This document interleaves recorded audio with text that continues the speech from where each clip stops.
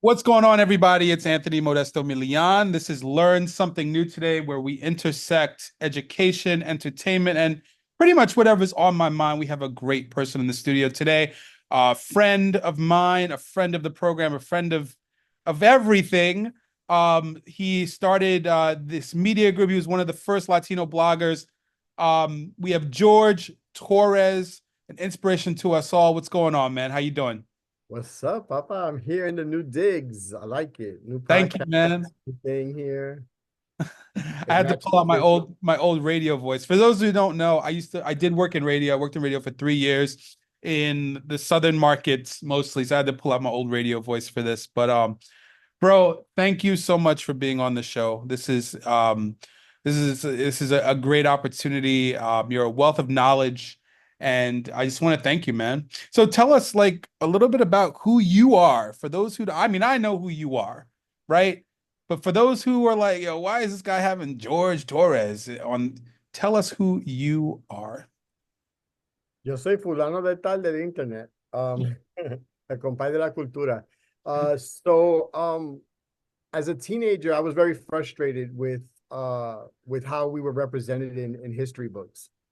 So when I made my way to SUNY College at Old Westbury, I used the opportunity of an internet HTML class in the early days of the internet to build a platform that what would eventually become a platform for Latino storytelling.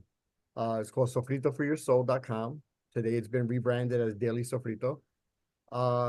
And I've enjoyed an almost 30-year career in digital marketing as a result. It went from creating content and sharing my journal, my poetry on this platform to designing websites, to designing advertising for folks, to doing live events and everything else that I've been involved with since. So it's become a great career. It's been a career that I've crafted very carefully, and I've experimented a lot. There's been a lot of like successes and failures in the mix, and today we're building something new. So I hear that, man. I mean, from what you told me, it seems like you've seen a lot in the social media space. And I guess that brings up this question that I've been having. I want to talk to you about a specific creator. I don't know them personally, not but there's a Puerto Rican creator. Her name is Jules LeBron. Not many people, if you don't know the name, you should know the name. She's a household name by now, but very demure, very, whatever. She does this thing where it's like very demure. I'm not like you other girls. She's been a powerhouse. I mean, she has taken off like gasoline to a fire. I mean, absolutely. but she ran into this issue where somebody copyrighted her phrase or tried to at least. She said she's getting it figured out. Um, as a creator myself who creates content and has merch with slogans and all kind of cool shit on it, bro, how do we go about protecting ourselves from vampires? I call these people vampires because they seem to come out of nowhere and they do the most deceptive, devious things, and they seem to target black and brown creators. So Jules LeBron is a brown creator, and it just seems like these people just like they're out just to take and steal. Like it's crazy because Yeah. this guy lived in fucking Washington State and saw what was popping in our culture and was like, I want that. I'm gonna take that. And he looks like he might get away with it. No, I don't think he's gonna get away with it, but there is an issue here. So first of all, let me just say Jules LeBron, I don't know her personally. I think she's amazing. I think she has great content aside from what everybody is now knowing her for. So I think that she has a great career in the social space if she allows herself to be creative enough to not rest on the laurels of the demure trend. There is an issue. There's an issue with creators across the board, which is why I created Siembra Connect. It's the issue of financial literacy. It's the issue of not knowing our rights, our intellectual property rights in terms of how do we protect these things that we create, these videos, these terms that we use, the stuff that we put on our shirts and whatnot. Um, I think she'll be okay because obviously this is a very well publicized situation. But the situation is it's important for creators to take note that this could happen to anyone at any time, and that we need to be careful. And it's happened to famous people. You know, people have lost their names in the process of being famous because they let a manager do the trademark paperwork and they put it in their own name. We've seen it happen a couple of times in the hip hop circles. Jules has a very bright career. What I think she should do is use this opportunity. This is my unsolicited advice because I'm not a lawyer, right? Right. I think she should use this opportunity to show 100% of who she is without before the demure trend. I think that's the key thing for her right now is to show who she is, talk about it, and obviously the demure thing is happening, so take advantage of it while it's there. But she does need to get with legal counsel to find out how she's going to defend herself because what could technically happen, from what I understand, talking to my guys from Inflow Law Group, which is my subscription membership that I use to protect my company from any legal issues. What they said was that technically this person could end up charging her to use the term that she created. Yeah. He could do a takedown if he actually succeeds. It's a long process, and she has the benefit of the fact that obviously she resurrected a term that for the last 20 years didn't have more than 700 Google searches yearly, and it shot up to 7 million overnight. So there's a very clear space that illustrates that she's the one that has brought this term back to pop culture. So I think she'll be okay, but it's going to take some legal maneuvering. It's going to take some funds. So I hope that she has access to the things that she needs to make it work for her own good. Man, I wish Jules all the best of luck with that. That's definitely I'm not a lawyer either. But I can only imagine how time consuming and mentally and spiritually and physically taxing that is to develop something, create something, and have somebody that's not any partially responsible for its success come along and try to swoop it. So definitely good. It happens every day. It happens every day in smaller ways that we don't hear about. Like this is happening all the time. I'm dealing with a legal situation over the last 2 years, Right. over work performed and creativity invested in projects that I'm not being compensated for. So I could definitely relate to what she's dealing with right now, and it's horrible. Wow. She has the benefit that this is so well publicized that there are people that right now, if she did a GoFundMe for her legal fund, that people would actually come through for her. People would help her. Right. Yeah, so Absolutely. actually help her. So Absolutely. she has that going for her. So Right. I wish her the best, and I hope to meet her, in Mhm. a future event or something like that, and tell her how much she means to the culture. Yeah, she's actually in Chicago. I think she's a Shy Rican. So when I go to Chicago next time, I would love to meet her. She seems like she's a powerhouse, like, very strong, strong person. But, I guess that moves us on to our next question. Of course, demure is like one of the biggest social media trends. How do you keep up as a social media personality, as somebody who's in the game? I'm 37, as somebody who like yourself with the amount of experience, 20 plus years of experience, how do you keep up with social media trends? And, how do you stay ahead of the game? So I guess at some point we'll talk about the history of how I came into this space to begin with, but I'm a hardcore aficionado. I'm practitioner. There's a lot of people that read books or take MBA classes, and now there's all types of courses on what social media is and how you should implement it. But the industry is too young. This industry is less than 30 years old, and the Mhm. social media specifically is less than 20. So when you think about that, you have to be an aficionado. You have to be like eternally curious, and you have to be in a situation where you're willing to be a student at all times. There's no gurus out here. There's no experts out here. There are people who have a lot of experience and they have done some great things, but it's still experimental because sometimes those great things that we do happen by accident. And I'll reference something later in the conversation that I'll outline that clearly. So it's about being eternally curious. Now, the method that I use, I have a spreadsheet that I'm going to eventually make available to the public. This spreadsheet is the links to all the sources that I normally go to for this type of content, right? To find out what's happening, what's trending, what companies are being acquired by who, why does it matter, like all these things. And I Mhm. literally manually go through this Excel spreadsheet and click into the links and find what's happening. What I'm building next will create a newsletter that's going to take my personal process and share it with the world. So I'm going to be able to give you access to some of that information, especially as it pertains to creators of color. Because Right. even though my project is universal and everybody's welcome, I do have an affinity for the people who are marginalized in this media game, the people who are underpaid for their talent, the people who are taken advantage of on a regular basis. And I want to bring awareness to that kind of stuff. So Right. I'm definitely going to make that process available, but it's a spreadsheet. Right now, it's a spreadsheet. Wow. So it sounds like you're like not only are you able to stay ahead of the game, but you're willing to pass that knowledge off to other people as well, which, in the social media space, we see a lot of gatekeeping. So there's for somebody to come along and be like, you know what, I'm not going to gatekeep. I'm going to take my 20 plus years of experience. I'm going to make a spreadsheet. I'm going to make this a game plan, and I'm going to tailor it towards the most marginalized groups, and I'm going to give it out. So that's dope, man. I really appreciate that from you. Um, you know, when it comes to developing and implementing a successful social media strategy, what would you say is going to be like the best thing that one has to do? I know for me personally, somebody asked me that.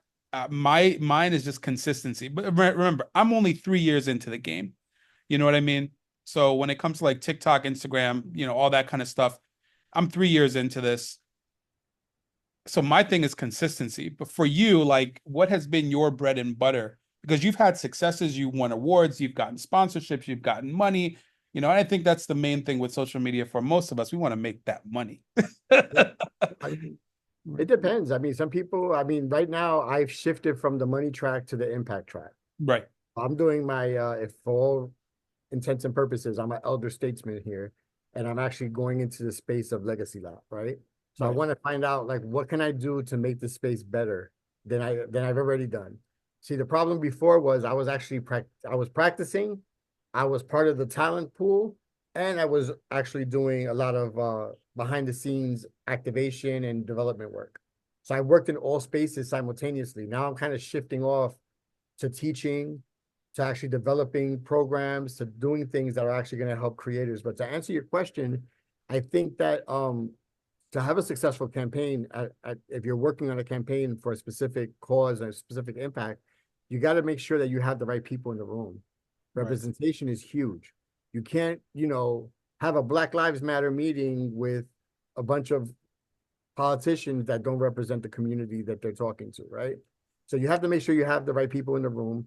Consistency is a big deal. And we could talk about that later in the broadcast. Consistency is big, but I'll tell you right now, 98% of people who are out there don't have the consistency. They have better consistency. Some people have better consistency than others.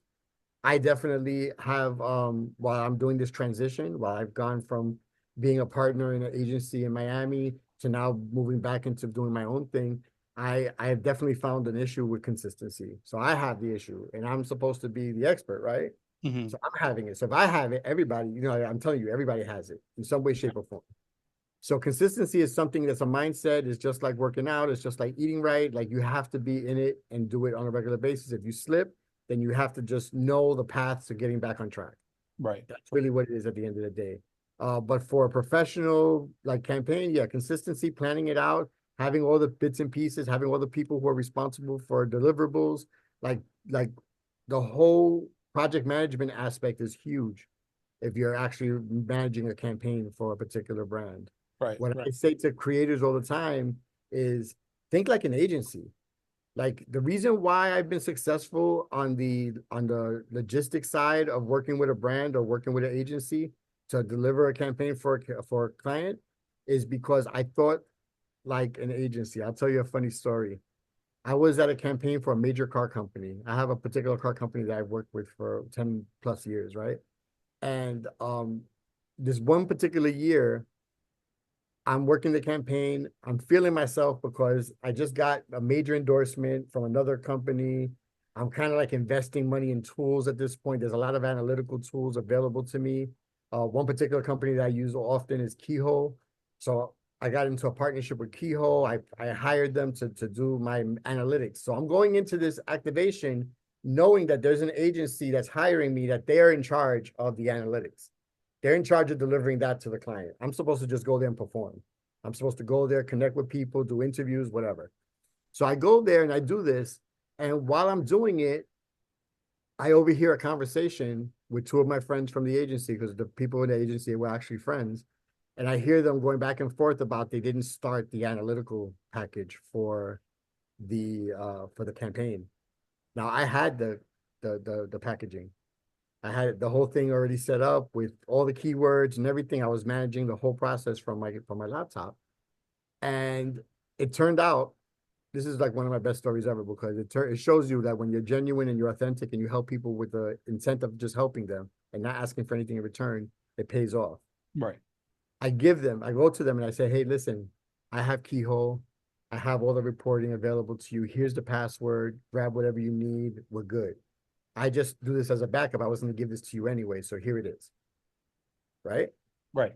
Little did I know, little did I know that the sponsor, the person that actually signed the check, overheard part of the conversation by accident. Wow. Now, I looked out for the agency. The agency hired me. I did the right thing, right? I did the thing for Mhm. my friends and whatever. So the next year comes around and they invite me to come back to the same activation again, but they had issues with budget. So they're coming to me and they're telling me, we can't pay you what we paid you last year because this and that. So the hotel's going to be covered, the airfare is going to be covered, the stipend is a percentage of what you made last year, but we still want you to come. Right. And obviously nobody wants a pay cut, right? So they talk to me very carefully about it and whatever. So I'm talking to the decision maker and I'm saying, hey, listen, you know what? We'll work it out. It's fine. Like, we'll do whatever. So next step, we have another conversation. I accept and whatever. And he says, oh, by the way, you do analytics, right? And I said, yeah. I didn't know he had heard the conversation. He confessed to me later. He said, you do analytics, right? And I said, yeah. He's like, well, we have a need for somebody to just track analytics and we have budget for that. Would you mind doing that while you're at the activation? Damn. So you So that got to was his take care of a way. full-time That job. that was his way of filling my cup.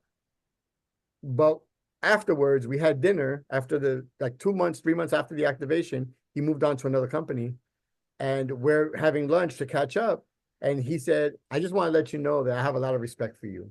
He said, because you had an opportunity to get a leg up with me while the agency had failed to produce what we paid them to do. And I heard you give them the data to save their asses, basically. And he said, and that's why I did what I did for you.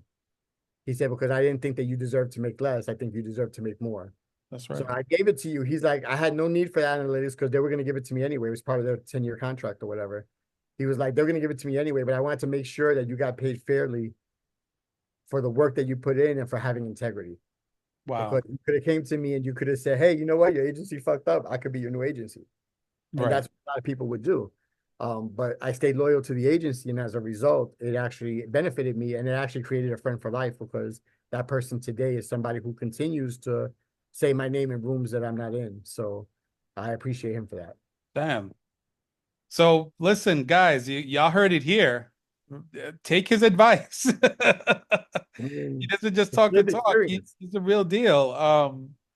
Man, that's an amazing story, man. So not only were you were able to use your kindness, your personality trait, and turn it around to get yourself essentially a job.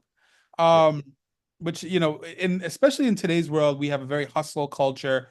Don't be nice to anyone, take what you can get. So to hear that is kind of like a breath of fresh air, because it's not really a personality trait that people value anymore. So when it comes across and people see it, then it's something that people value. So I think so. And I think that, again, Siembra Connect, it's about dismantling the hustle culture. That's right, really what we want to do ultimately, is have people like be sustainable in their business, have the financial literacy to grow, and then have the mental health hygiene to be able to navigate all the difficult parts of being a marginalized group has in dealing with a big media landscape that doesn't really help us, that doesn't favor us in a lot of different ways. We're underpaid in a lot of campaigns. I mean, I can't tell you how many times I've had conversations with brands and I know what they're paying other creators and they come to us with pennies compared to that. So and the funny thing is that it's so crazy that we're undervalued in the space so much because we created this space. Like the one piece, and the reason why I really want to come on here is because you're the historian, right? You're the guy that talks about history. And if we talk about the Latino history and social media, it's deep. It's Yeah. deep.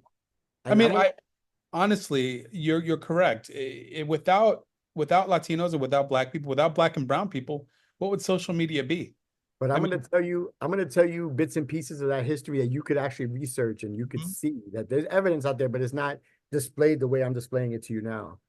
So for those of you who remember of a certain age, there used to be a platform called AOL. AOL was a walled garden. It was an experience that you logged into using a CD. You logged into the internet, and you were able to chat, message people, email people.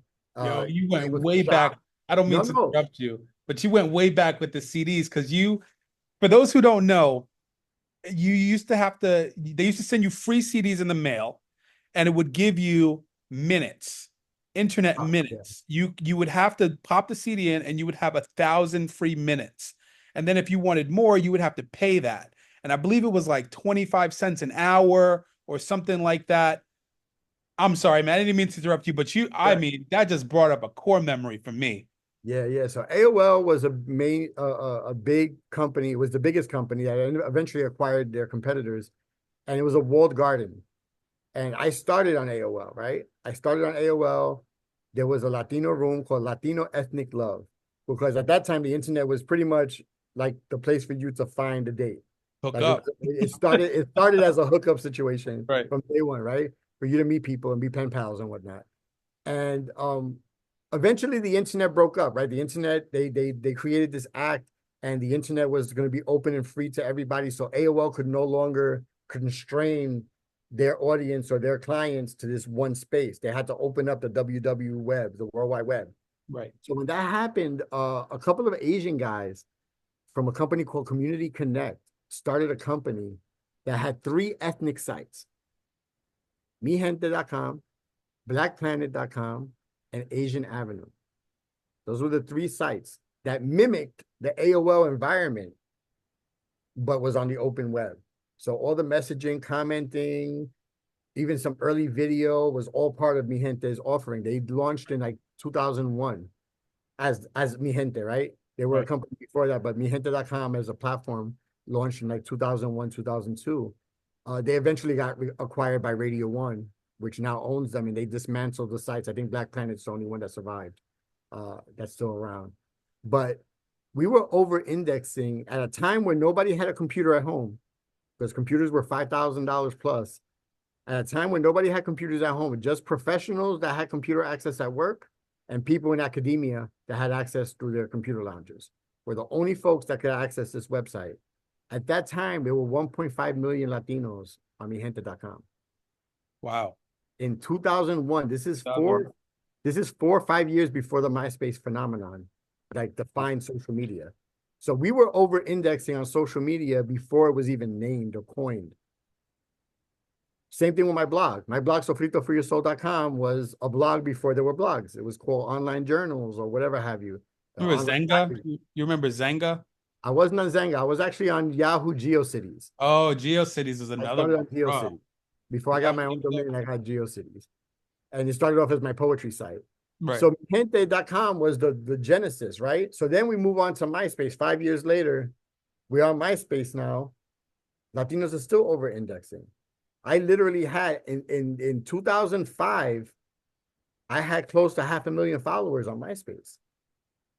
Wow. Latinos.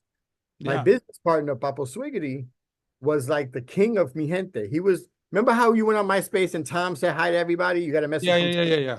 So Papo Swiggity, before there was a Tom, Papo Swiggity was the one that every time you got on mi gente, if you were it was your first, because he used to tell you like Antonio Modesto just joined migente.com.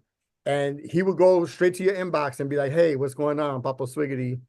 And he would Wow. introduce his little community that he had on there. And it was just crazy because 5 years later, that would be the defining trait of the founder of MySpace, as him being the person who welcomed everybody. But Papa Swiggy did it manually. He did it like literally everybody who joined, he said hi to, and became a phenomenon on Mi Gente. And he was a club party promoter, so that obviously helped him fill up the room when it came to parties and in-person meetings.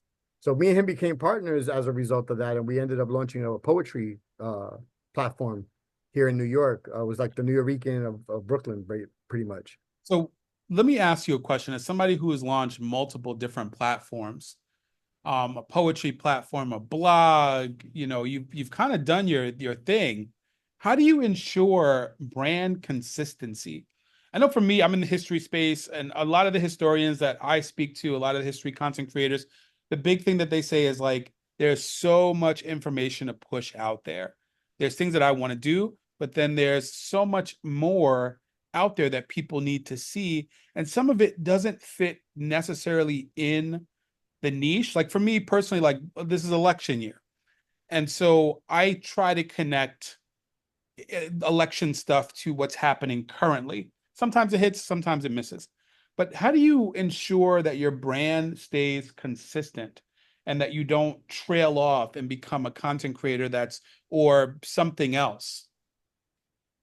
So the honest answer, because I got to be very candid here, um, I'm not the best person to ask No. because I'm a serial creative, which means that I've launched projects that really didn't have that weren't fully thought out, that were experimental, and they fizzled either immediately or like Siembra.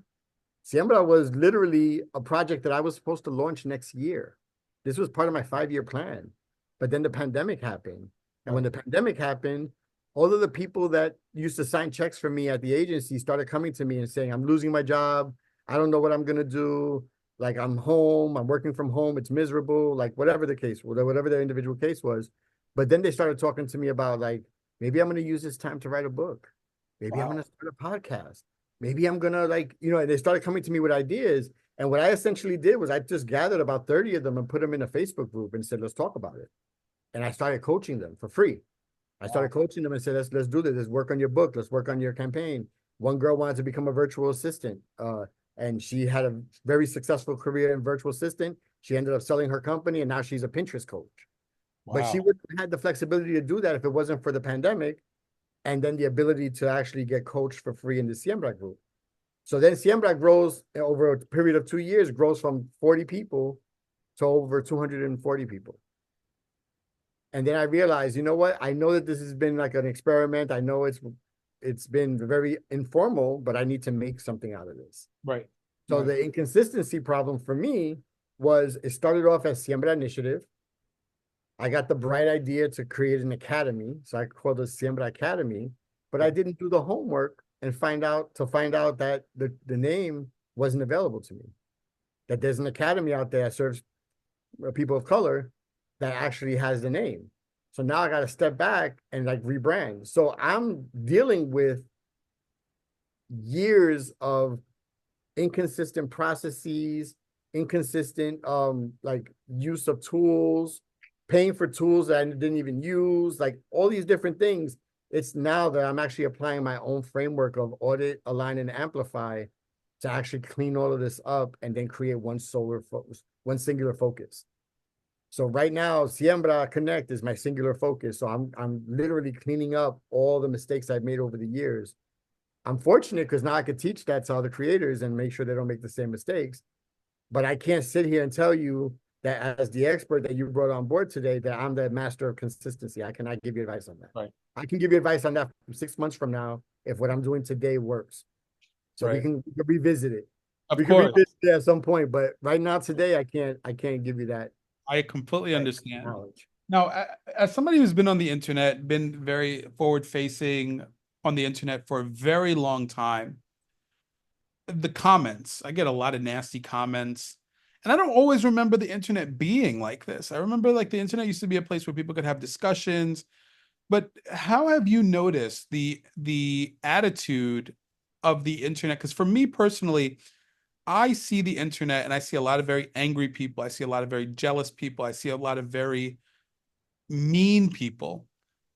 But for you, how have you noticed the transition of the internet from where you started till today when it comes to people's emotional well-being?